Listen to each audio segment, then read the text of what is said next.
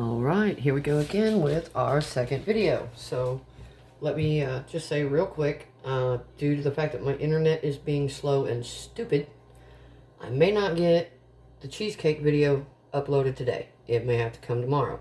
However, this is our Roadrunner rolls. Our quick rolls. So, let me see if I can get it in the camera. Oh. Alright, there's the recipe. Hopefully everybody can read it. If not, sorry. Okay, so what we have here is our 1 cup of very hot water. You don't have to have it boiling, but you want it close. Then we're going to have 2 tablespoons of shortening or lard. So the reason you gotta have it really hot.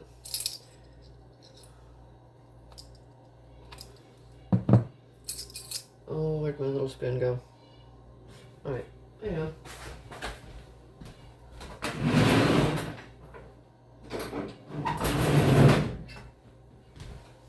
Alright, I'm back. I always forget something.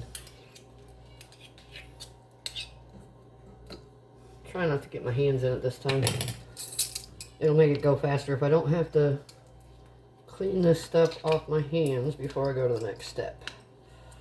Alright. That's 2 tablespoons, by the way.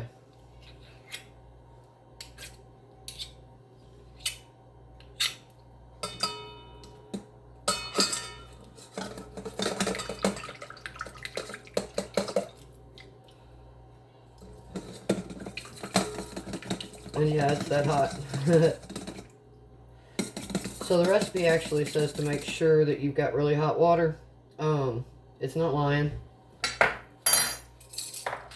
But you do have to let it cool off some before you put the yeast in, or it'll literally boil the yeast to death.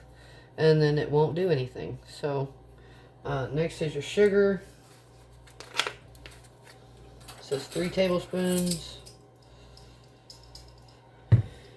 Oh, there it is. I was going to say I should have got a kitchen towel, but there it is, because I guess I did that earlier.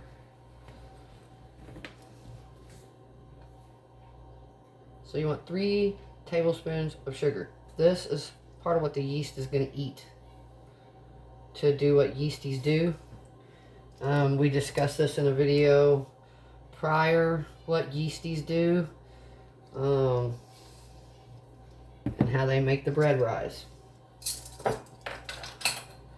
If you guys want to hear me explain that again, let me know in the comments, and I will explain it before I do the cheesecake. Now, once you get that in, you want to stir it around until all your shortening and stuff melts.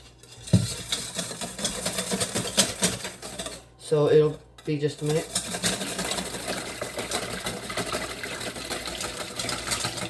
You want to try not to whisk it out of the bowl like I just did.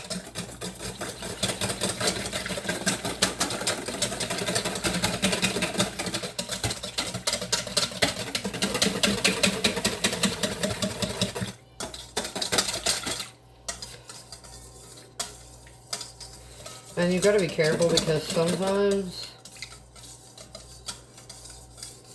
your water's not as hot as you think it is.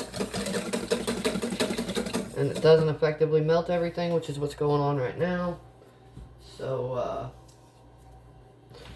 I'll show you a trick. That bowl's small enough to be a double boiler. So we're going to go over here. And we're going to create a double boiler. So give me just a moment. I'll try to point you where you can see something.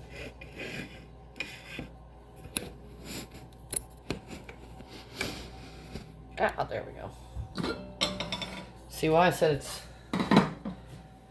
so much easier with 2 people? Yes, I keep a kettle because that's how I make my coffee in the morning with my press. with the press. It's not just my press, but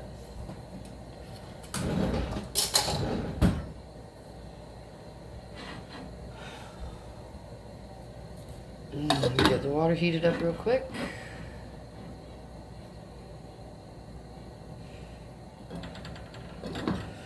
Alright, so all the water's heating up. See what I mean? My water was not hot enough. But that's not the biggest deal in the world. So, alley-oop. You might notice that there's a little bowl of oil over there. Well, that's because when you go to pull this stuff apart, you're going to want to oil your hands. You do not oil the pan. Do not. Also, with the yeast, because this is a quick dough recipe, you have to have the active dry. Now, you can get this in packets that are already pre-measured. If you do a lot of baking, or if you're going to get into doing a lot of baking, get this. It just smells so good. Now, you do have to refrigerate it after you open it the first time, because you don't want them to, you know, stop working.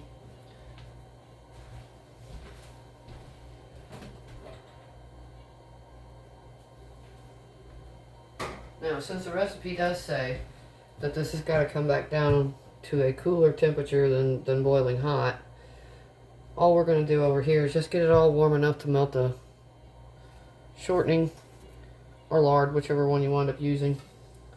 And we won't have to wait as long to add the yeast. So, off we go. It's already bubbling a little bit.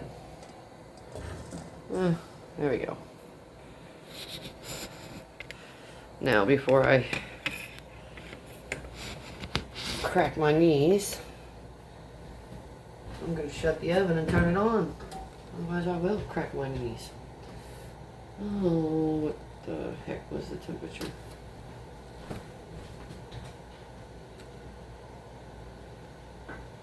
Hmm, 425.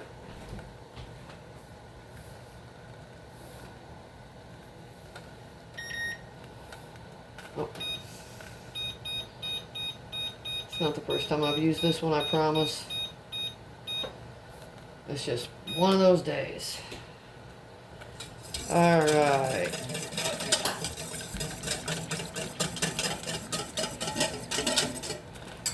As you can see, it's already doing its job. Alright, so now that that's accomplished, don't grab it without an oven mitt, Cindy, or you'll burn your hands. Yeah, by the way, if you do it this way, the side of the bowl will be hot, so use an oven mitt. Don't forget to turn your burner off. You don't want to boil your pan dry. And over here we go.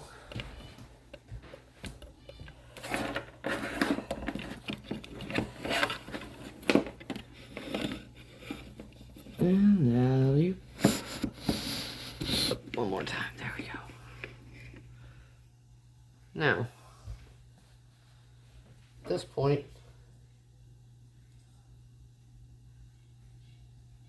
it is cool enough to add the yeast, but not this part, so don't touch it. Now this is either one packet, or if you did like me and you've got these, it's 2 1/4 teaspoons of the yeast.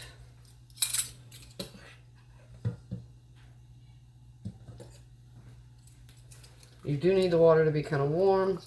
Again, you don't want it boiling, or it will kill your yeast. Make sure you use level as you can.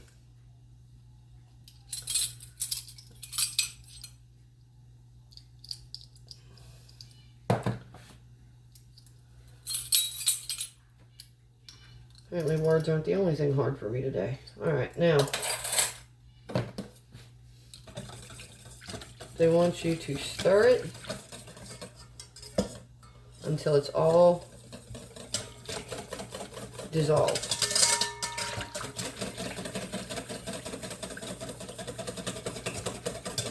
Which will take a couple of minutes. And you do need to keep stirring it, at least right at first.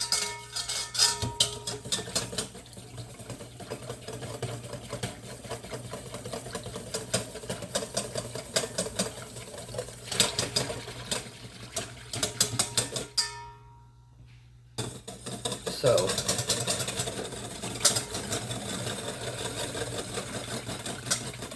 you give it just a few minutes, does its thing.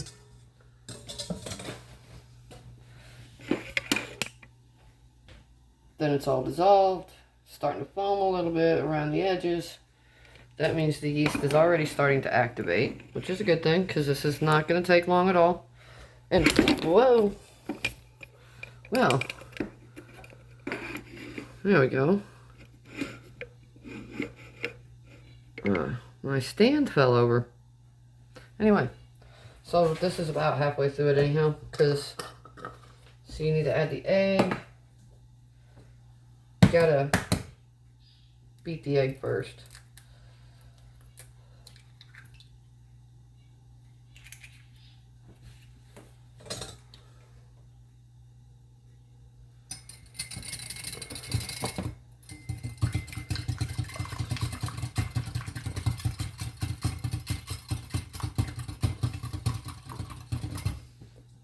Then you want to double check the temperature because honestly you don't want to curdle your egg either, or cook it basically. So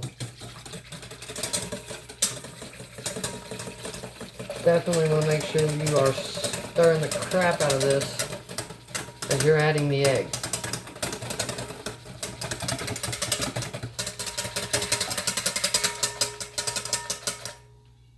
Alright, there we go. Now, I'm going to take this up here. Oven is almost preheated. Alright, so the last thing you add before you start with the flour is salt. Where did I? Oh, there it is. And that is a teaspoon. Most of your measurements for this are a teaspoon. Let's see. There it is. Nope. Come on. So tools and words apparently are going to be hard for me today.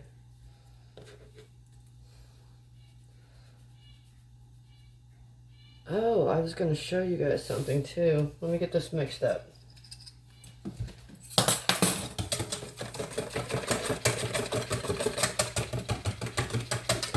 Then I'll have a second.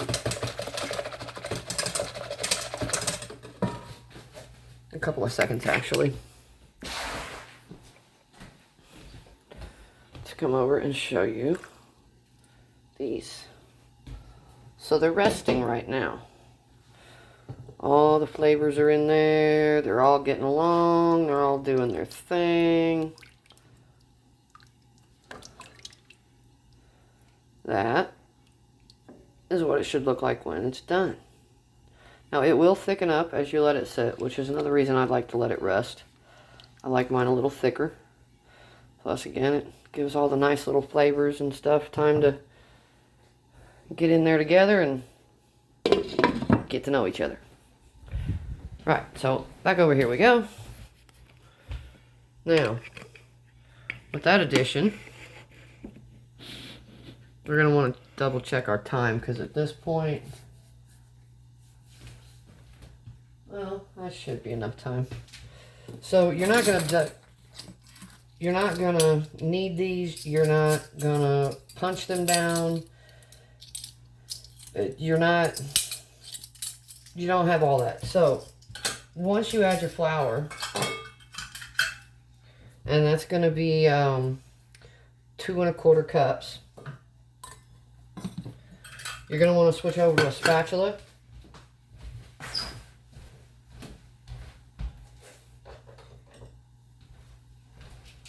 Like this.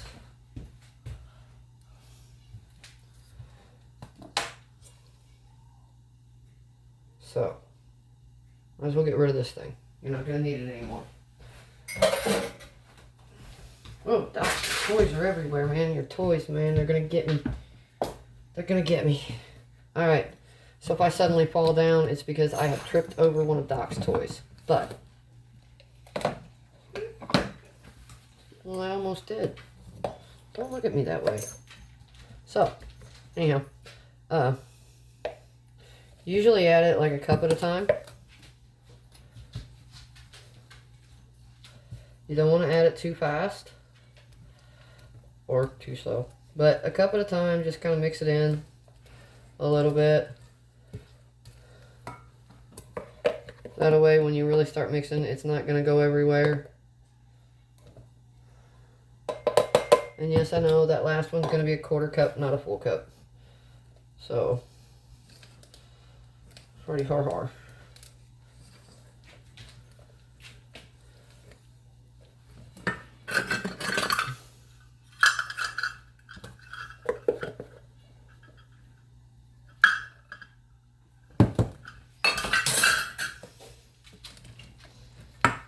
So at this point, it looks like this. It will. Oh, whoops.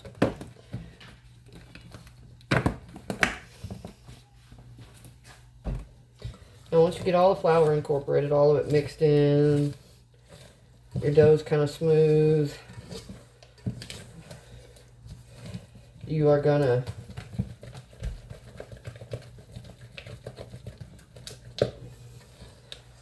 let it rise. Now it's gonna look a little wet at first. Like I said, just make sure you get everything mixed in together. This is where you're gonna let it rise the first time, and pretty much the only time, except for after you get it in the pan, of course.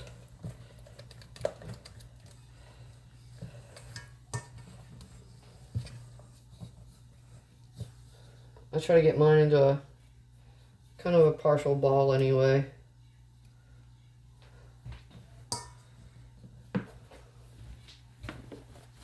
And it will look like that when it's ready. So now, pay attention kind of where it's at in the bowl. And then you cover it. This is where the first pause will come in. Cover it and let it sit in a nice warm place for about half an hour. So,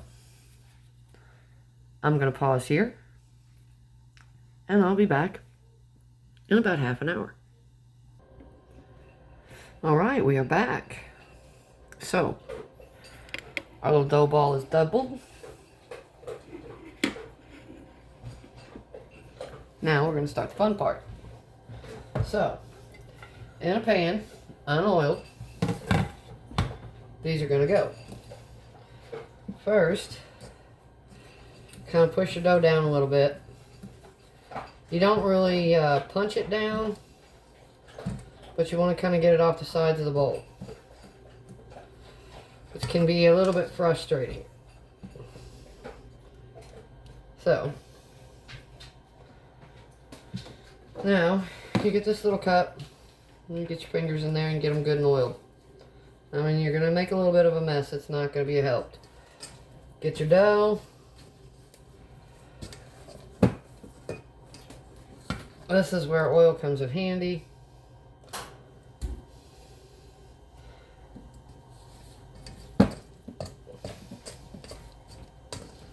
Once you get it pretty much released from the side of the bowl, go in for a little more oil, and you begin pinching pieces off.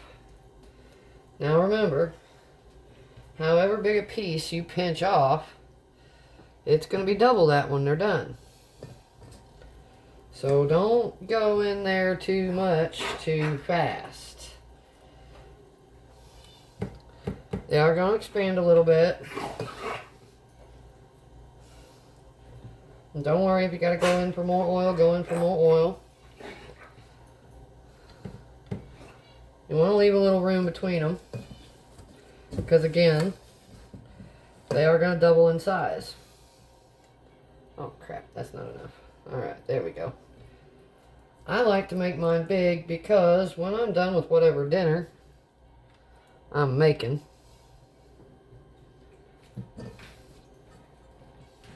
I usually turn them into sandwich bread. Now you do want to kind of get them in there a little better than I am. I don't know why this is looking so hard for me today. Again, tools, words. Apparently it's all going to be hard for me. The amount of oil is also, again, I'll say it, why you're not going to oil the pan. Doc, what is wrong with you? You're a little goofy, dude. A little goofy. So, I'm not exactly sure what he thought was at the door, but he just scared himself with it. Alright.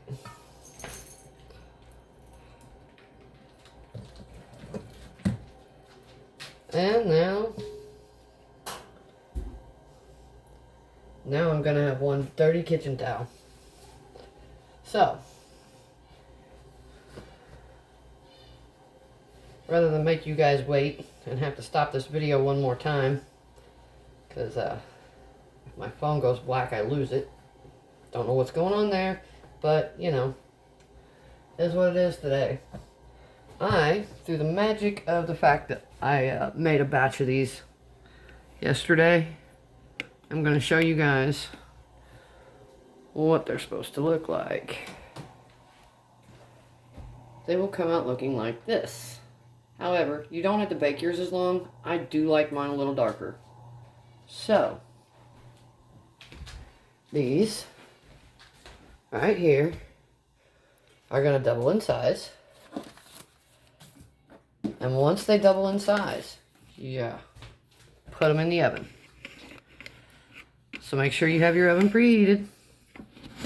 I've already preheated mine.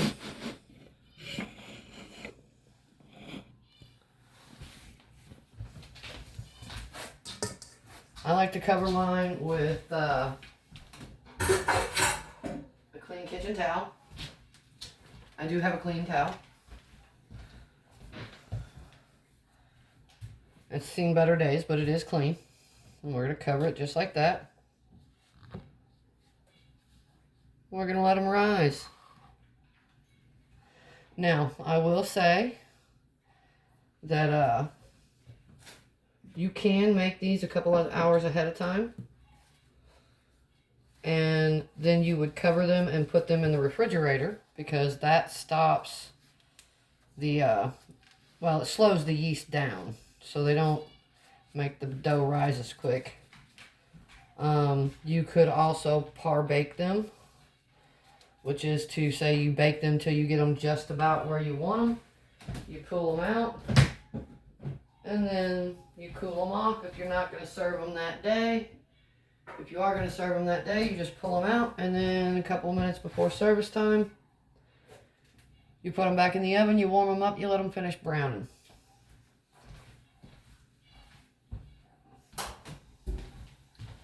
So, that is the quick yeast roll. Now this again, to let them rise the first time, and this will also depend on the temperature of your home, the room that you're working in. If it's warmer, of course, then it will take a little less time to rise. 30 minutes is a good place to start. I guess I could turn you guys around while I'm doing all this, but I don't know if I can while I'm recording. There we go. So yeah, 30 minutes is a good place to start. However, if your room is a little warmer, it's going to take a little less time. If it's a little cooler, it's going to take a little more time. Again, you can either par bake them and then finish them off later, or you can take them covered and put them in your refrigerator. either way you go, I think they turn out good. It says to bake them for 8 to 10 minutes, but what I would do, seriously, until you've got used to your oven and the way they bake, check them about every 5 minutes. At the 5-minute mark, go ahead and check them. Push down on the center one very lightly. If it starts to resist, that means it's done. Well, done as far as you can go ahead and pull them out and finish them off later. Or done as in maybe another 3 or 4 minutes before they start to brown. So, just keep an eye on them. They're not that difficult, start to finish. I think it takes about 10 to 15 minutes to get the yeast mixture made up and get the flour put in it. Then another half hour to let that double in size. I did not remember to do this, but if you will oil the bowl, once you get it mixed up, use your spatula to kind of get it all cleaned up around it. Oil the edge of the bowl. Makes it a little easier to get them out. Trust me, I already did this, and it didn't work out so well. I'm going to have to clean out from underneath my fingernails pretty soon. So, oil the bowl. Definitely makes it easier. You can, whatever size it is when you pull it out, it's going to double. So, you know, you can put them in muffin pans too. Just remember, in the muffin pans, I think you do have to oil the sides. So, I'll double check that. And anyway, so that is it. If you got any questions, if there's anything I didn't answer, just leave a comment below on the video. Otherwise, I will see you for the next one, which will be the cheesecake. It's going to be crustless cheesecake, gluten-free. I learned to make this one because of a friend of mine. So, anyway, I'm going to let you guys go for now. You got to see what they look like when they're done. Remember, temperature is going to take care of a lot of your timing. So, just keep an eye on it. If it's cooler and you're not sure that it's risen, if you think about it, pay attention to like a mark on the inside of your bowl. Don't actually put anything on the inside of your bowl, but, you know, maybe a piece of tape if you wanted to, I guess. But put it about twice the height and then wait for it to rise. So, anyway, I love you guys. I will see you for the next video, which is going to be cheesecake, and I will probably be live. See, I forgot the word. Thursday or Friday. See, English is hard for me today. So anyway, toodaloo.